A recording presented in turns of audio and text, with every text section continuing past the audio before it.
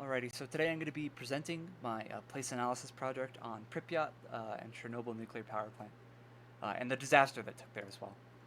So let's talk about Pripyat before the accident. It was known as an Atomgrad, which is a town that is specifically designed to be in service of a nuclear power plant. So all the people living here, in one way or another, they contributed to the plant. And this definitely made the disaster a lot more personal for the people. They had spent their lives and their money and their livelihoods working towards, for the benefit of the plant. So having the plant itself be the cause of their evacuation and kind of the disaster is very personal and difficult for the people that are living there. There are about 50,000 people living there before the disaster, so definitely, a good amount of people there. Not a massive uh, urban sprawling city, but definitely, a good amount of people living there. It was 2 miles away from the main power plant, so very close proximity, and that's why the people living there were kind of in such immediate danger to the disaster. As for the age demographics of the people living there, the average was about 26 years old, and so these are people, young people that want to be starting families. They moved to Pripyat, kind of out of the promise of the atomic dream of living in a modern, new nuclear city. So definitely, the prospect of living in the city was very, very appealing to young people, and kind of to demonstrate that. About 5,000 of the residents of Pripyat at the time were children, so a lot of people starting families in the city. So let's talk about the plant itself. It was an RBMK type nuclear power plant. That means that it was composed of four reactors, each producing 1,000 megawatts of power. So that's 10% of Ukraine's electricity at the time. So Chernobyl was instrumental to keeping the lights on Ukraine, keeping the power grid up and running. Very, very high value asset to the region. It was cooled by the Pripyat River. So with nuclear power, you need a lot of steam, you need a lot of water to keep things cooled to generate energy. So that was also a concern, and the contamination as being right by a large body of water did not help. As I said earlier, most of the residents worked for the plant in one way or for another, and it was also 60 miles from Kiev, which had a 2.5 million population in 1986. So while Kiev is not as close to the power plant as Pripyat, still a lot of people in close proximity to the plant was not good news when the disaster happened. So speaking of the disaster itself, it happened on the morning of the 26th of April, 1986. Reactor 4 blew its top off during a safety test, in which the people operating the test, the plant workers, they didn't exactly understand the risks of what they were doing. They didn't evaluate the situation properly, which led to things getting out of control and the plant exploding as a result of a nuclear chain reaction, which created a lot of heat, a lot of energy, a lot of pressure. That ruptured many of the steam and water tanks, which caused two or more explosions, which, as you can see in the photo, just kind of completely blew the roof off of the main building of reactor number 4, immediately exposing the core, releasing radiation and harmful dust into the atmosphere.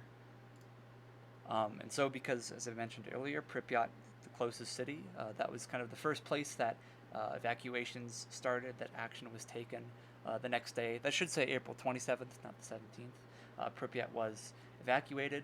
The fire department and the emergency services were immediately on the situation. A fire was started at the plant as a result of the explosion. So you had a lot of people there working to get the fire put out and being exposed to high amounts of radiation and radioactive dust.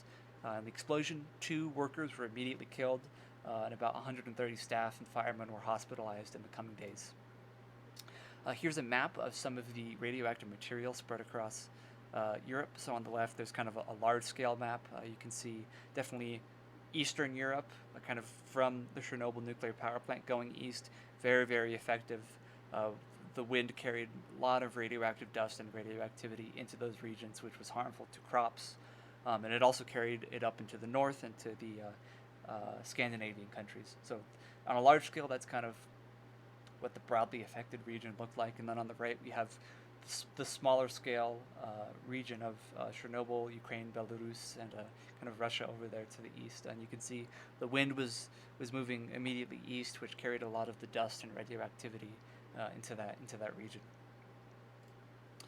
And so, following the disaster, even after the cleanup was complete, there still needed to be a zone that was kind of quarantined. That was a high radioactivity zone. This is known as the exclusion zone, um, and here it is, kind of in 2016, what it looked like. So you can still see, even though it's been 40 years since the accident, it still is a large part of Belarus and Ukraine that's still kind of affected by the radioactivity and whatnot. While it's definitely not, at lethal levels like it was at the time, it still is notable.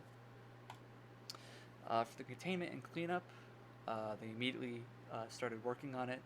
Because it was such a kind of monumental task to get to clean things up. They had 600,000 so-called liquidators involved in cleaning up, decontaminating the area, building a concrete quote-unquote sarcophagus around the power plant to kind of temporarily keep the radioactivity and things inside, preventing further contamination. And recently, there's been a long-term structure erected above the power plant that's going to keep it safer for longer. So ultimately, kind of the main question to ask is, why did this accident happen? So because of some design flaws and oversights in the reactor's design, enough kind of accidents were able to happen, kind of smaller accidents were able to happen that allowed this large-scale accident to happen. So, and this was probably a result, or partly a result, of the Soviet Union's goals to kind of make the reactor out of cheap materials, to design it cheaply, to make it as cost-effective as possible. So, in terms of making and designing the power plant, there were maybe some oversights or some costs or some corners cut that resulted in the failure. Also, as I mentioned earlier, the operators had not been trained properly to handle the situation. This was probably not entirely their fault, as I said earlier, the Soviet Union wanted to cut corners, they wanted to save costs, and did not train their staff properly to handle the situation. So that was my presentation on Chernobyl and Pripyat and the accident. I hope you guys found it informative. Thank you for listening.